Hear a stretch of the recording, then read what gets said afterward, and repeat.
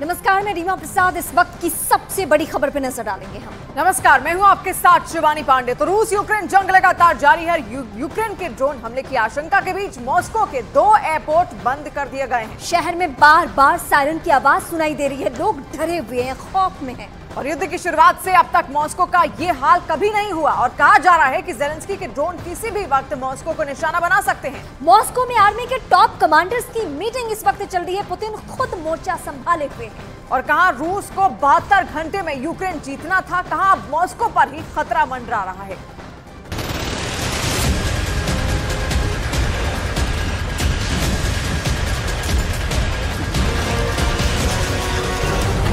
आसमान और रूस में दुश्मनी छिड़ गई है।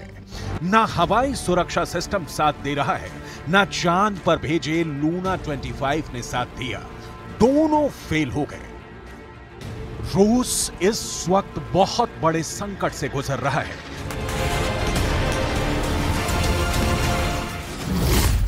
रूस का स्पेसक्राफ्ट लूना 25 चांद की सतह से टकराकर क्रैश हो गया है।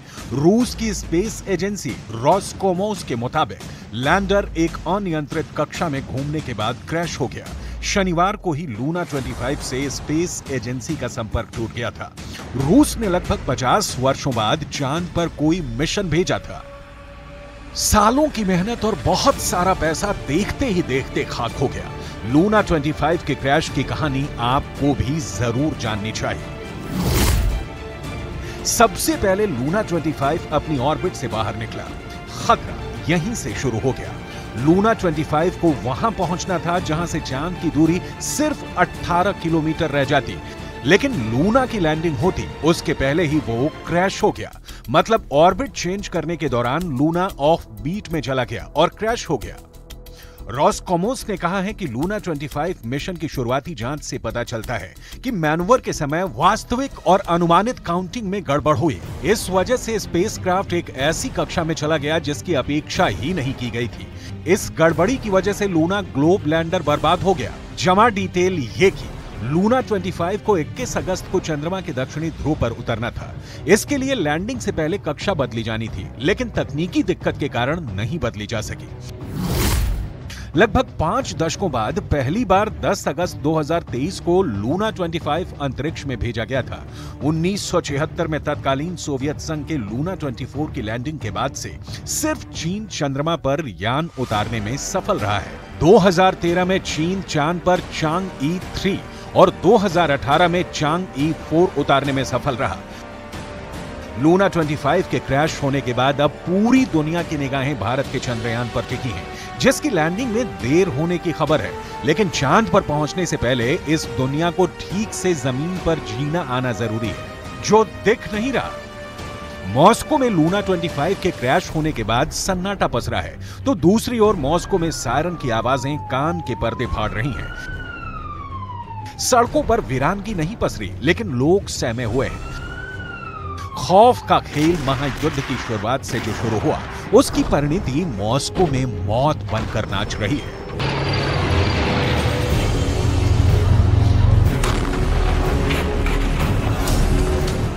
मॉस्को के लोग महायुद्ध का दंड भोग रहे हैं। पुतिन की जंग ने रूस के मॉस्को में मातम सा क्यों पैदा कर दिया है? इसका जवाब आपकी स्क्रीन पर है। इसकी डिटेल आपको दिखाएंगे, लेकिन आगे फिलहाल पुतिन की सरकार मॉस्को को हमले से बचाने के लिए एक्शन में है। मुख्य हवाई अड्डों पर सभी उड़ानें रद्द कर दी गई हैं। ड्रोन हमले की आशंका को देखते हुए यह फैसला किया गया है। मॉस्को में कुछ जगहों पर ड्रोन हमले हुए थे, जिनमें सरकारी इमारतों को भी निशाना बनाया गया था। रूस के रक्षा मंत्रालय के मुताबिक मॉस्को की ओर आ रहे यूक्रेन के ड्रोन को जैम कर दिया गया, जिसमें वो क्रैश हो गया। 24 जुलाई को भी यूक्रेन ने मॉस्को पर ड्रोन से हमले किए। इस ड्रोन हमले में 2 इमारतें प्रभावित हुई थीं। क्रेमलिन के ऊपर फटे ड्रोन का धमाका भी आपने देखा है। लिहाजा ये डर मॉस्को में एक दिन में पैदा नहीं हुआ।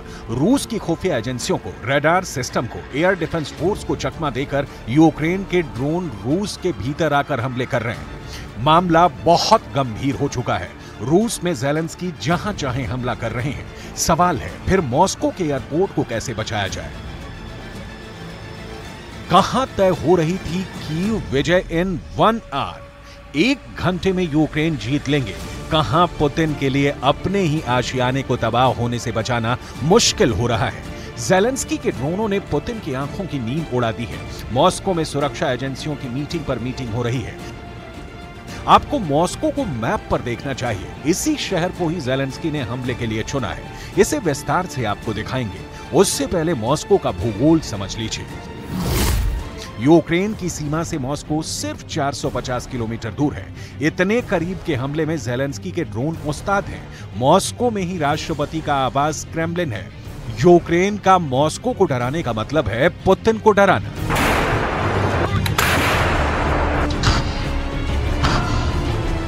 पुतिन ने कच्ची गोलियां नहीं खेली हैं। ना ही यूक्रेन या नाटो के पास इतनी पावर है कि दोनों मिलकर रूस को तबाह कर दें। लेकिन इस बीच ज़ेलेंस्की हैं जो नाटो की तरह कागजी नहीं, जमीनी युद्ध लड़ रहे हैं। ज़ेलेंस्की मॉस्को को चैन से नहीं बैठने देना चाहते, लिहाजा एक के बाद एक मॉस्को में ड्रोन हमले हो रहे हैं। जनवरी 2023 से लेकर अब तक यूक्रेन रूस के ऊपर 140 से ज्यादा ड्रोन हमले कर चुका है। मई और जुलाई के बीच रूस में उड़े ड्रोन की संख्या पूरे 2022 की तुलना में दोगुनी है। ये सस्ते ड्रोन बहुत बड़ी तबाही तो नहीं मचा पा रहे, लेकिन पुतिन की रक्षात्मक पंक्ति की धज्जियां उड़ा रहे हैं। हजारों रुपए में बने इन ड्रोनों को मारने के लिए पुतिन को एयर डिफेंस सिस्टम की करोड़ों रुपए की मिसाइल दागनी पड़ रही है। ज़ेलेंस्की के फिदायीन ड्रोन इतने खतरनाक हैं कि वो पूरे रूस के रक्षा तंत्र को गच्चा दे रहे हैं। मॉस्को का हर चौक, हर गली, हर चौराहा ज़ेलेंस्की के बारूद वाली खौफ के साए में जीने के लिए विवश है। यानी जो हाल अब तक कीव या खार्किव का था, वो अब मॉस्को का है। दिन दुश्मन हो गया है और रात काली नागिन। यूक्रेन के युद्ध मैदान में जलती अग्नि अब मॉस्को तक पहुंच गई है।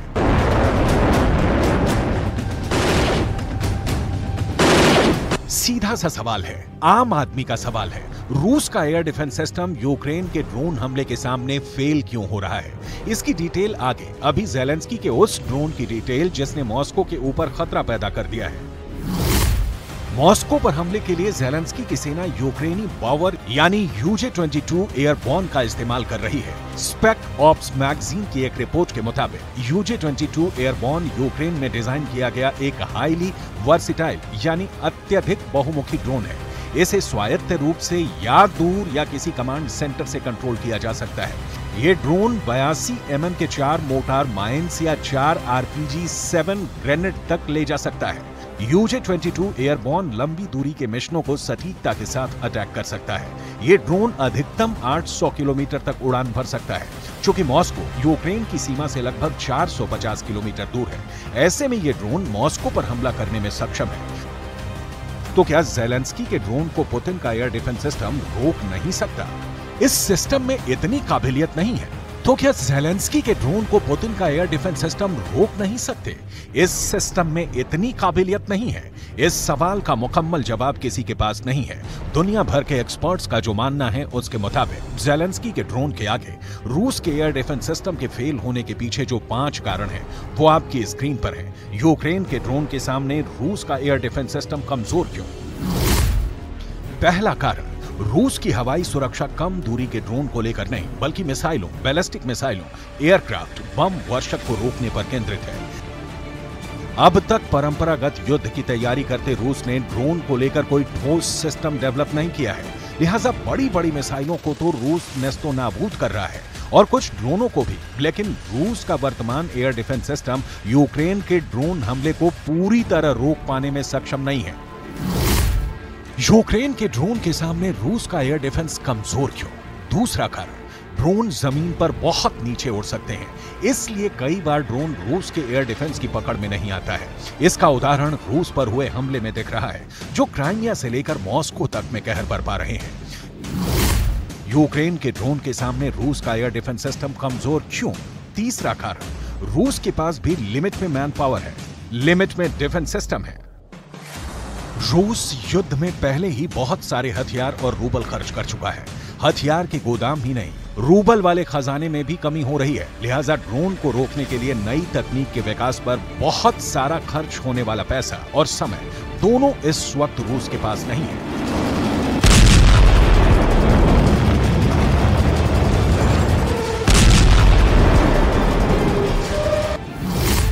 यूक्रेन के ड्रोन के सामने रूस का एयर डिफेंस कमजोर क्यों? चौथा कारण, रूस के पास जो एयर डिफेंस सिस्टम है उनमें से ज्यादातर की तैनाती सीमा पर है। रूस कुछ एयर डिफेंस सिस्टम को फ्रंट लाइन से वापस लाकर मॉस्को में तैनात कर सकता है, लेकिन रूस का यह कदम फ्रंट लाइन पर यूक्रेन के जवाबी हमले में रूस के सैनिकों को कमजोर करेगा। यूक्रेन के ड्रोन के सामने रूस का एयर डिफेंस कमजोर क्यों? पांचवां कारण, ड्रोन बहुत सस्ते होते हैं, लेकिन इन्हें टारगेट पर पहुंचने से पहले ध्वस्त करने के लिए महंगी मिसाइलों को दागना पड़ता है।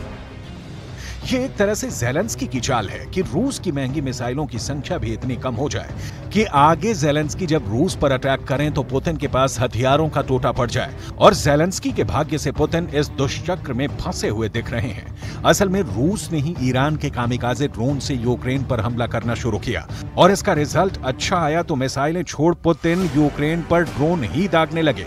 पुतिन का यह फंडा ज़ेलेंस्की को भी समझ में आ गया और फिर शुरू हो गया यूक्रेन की फैक्ट्रियों में ड्रोन का प्रोडक्शन, जो रूस में घुसकर मार कर रहे हैं और पुतिन लाल लाल आंखों से बस टुकुर टुकुर ताक रहे हैं।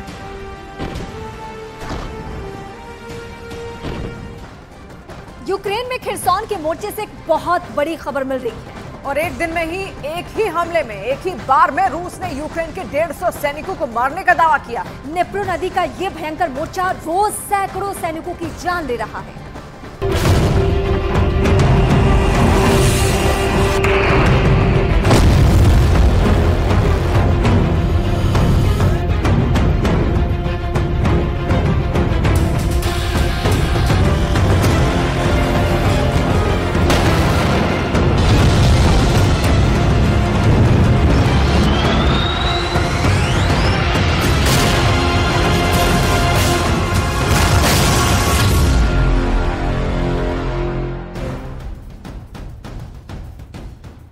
यूक्रेन की जंग में ऐसे ऐसे वाकये सामने आ रहे हैं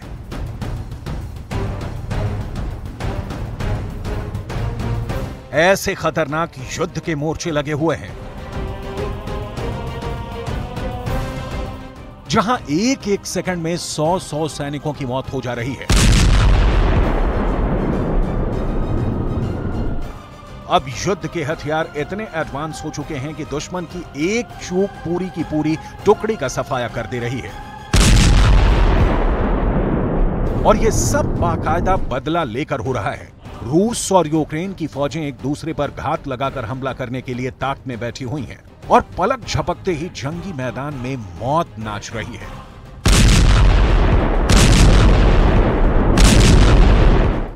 युद्ध भूमि में हालात बहुत खराब है और रूस ने दावा यह किया है कि सिर्फ एक ही हमले में एक ही बार में रूस ने यूक्रेन के 150 सैनिक मार डाले हैं। इस खबर के बारे में हम आपको पूरे विस्तार से बताएंगे, लेकिन इसके अलावा हम बात करेंगे यूक्रेन के ड्रोन आर्मी के शौर्य की, जिसने रूस के अंदर तहलका मचा रखा है। अब रूस के कुर्स्क शहर पर ड्रोन हमला हुआ है। क्या है ये पूरा मामला, सब कुछ आपको हम बताने जा रहे हैं। बात करेंगे एक और वीडियो की जो इंटरनेट पर वायरल हो रहा है। इस वीडियो में दिखाया जा रहा है कि रूस का एक बेहद मजबूत टैंक टर्मिनेटर एक ड्रोन के द्वारा नष्ट कर दिया गया है। क्या है ये पूरा मामला, हम आपको विस्तार से समझाएंगे, लेकिन सबसे पहले हम आपको ले चलेंगे इस वक्त यूक्रेन के सबसे खूनी मैदान में, नीप्रो नदी के किनारे, जहां पर हुई खूनी महाभारत।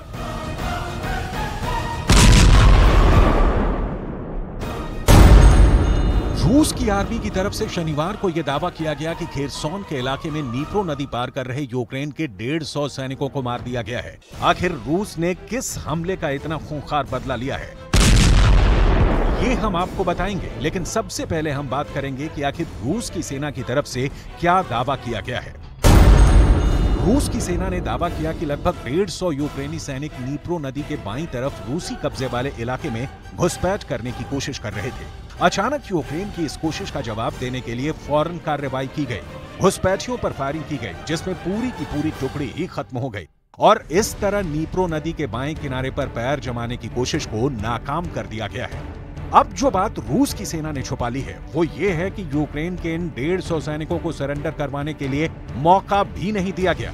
बदले की कार्रवाई करते हुए ताबड़तोड़ अंधाधुंध फायरिंग खोल दी गई, जिसमें यूक्रेन के सैनिकों को भागने का मौका भी नहीं मिल पाया। यूक्रेन के एक एक गांव पर कब्जे के लिए खून की नदियां बहाई जा रही हैं। यूक्रेन के सैनिकों ने गलती ये कर दी कि जब वो रूस की आर्मी के द्वारा घेर लिए गए तो रूस के ही कब्जे वाले गांव में छुपने के लिए भागे और यहां पर उनका पूरी तरह से सफाया हो गया। यहां आपके लिए ये समझना भी जरूरी है कि आखिर खेरसॉन के अंदर नीप्रो नदी पर कब्जे को लेकर इतनी खूंरेज जंग क्यों हो रही है। आखिर क्यों नीप्रो नदी का पानी खून से लाल हो रहा है। इसके लिए आपको यूक्रेन का यह नक्शा ध्यान से देखना होगा। ये है यूक्रेन की नीप्रो नदी और ये है खेरसॉन का इलाका। दरअसल नीप्रो नदी खेरसॉन के इलाके को दो हिस्सों में बांटती है। नीप्रो नदी के ऊपर के मैदानी हिस्से में यूक्रेन के सैनिकों का कब्जा है, यहाँ पर जंग चल रही है, और नीप्रो नदी के नीचे के मैदानी इलाकों पर रूस की सेना काबिज है। पिछले साल रूस पूरे खेरसॉन पर ही काबिज था, यानी नदी के इस पार और नदी के उस पार भी रूस के सैनिक मौजूद थे। लेकिन पिछले साल जब सर्दियां आने वाली थीं तो खेरसॉन के यूक्रेन की तरफ वाले इलाके में रूस के सैनिकों के फंसने और मरने का खतरा था। इसीलिए रणनीति बदलते हुए बहुत चालाकी से रूस के सैनिकों ने खेरसॉन की नदी के एक तरफ के इलाके को छोड़ दिया और नदी के दूसरी तरफ भाग निकले। और अभी भी रूस के सैनिक क्राइमिया की तरफ वाले खेरसॉन के इलाके में जमे हुए हैं। लेकिन ज़ेलेंस्की सख्त आदेश पहले ही दे चुके हैं कि यूक्रेन के कमांडरों को किसी भी कीमत पर पूरा खेरसॉन रूस के सैनिकों से खाली करवाना है।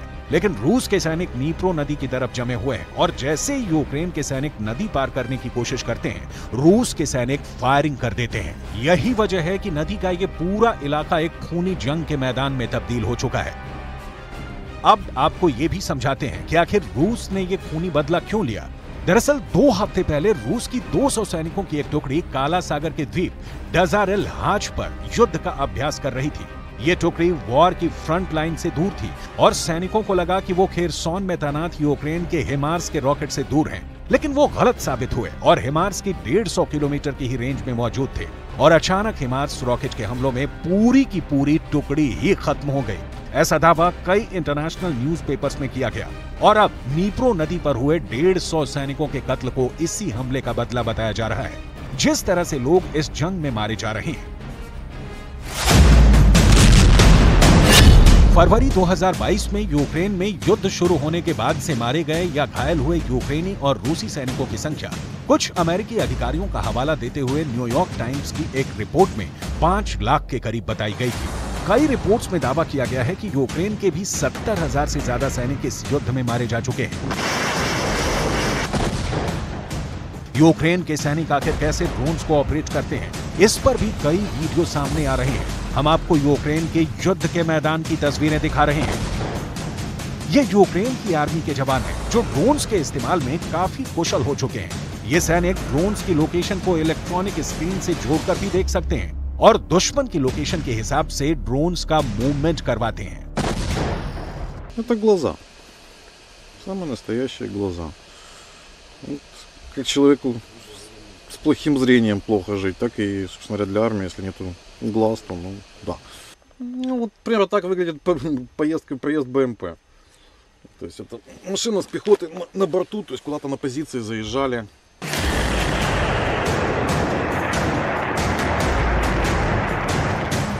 और ऐसे एक ड्रोन की मदद से ही डॉन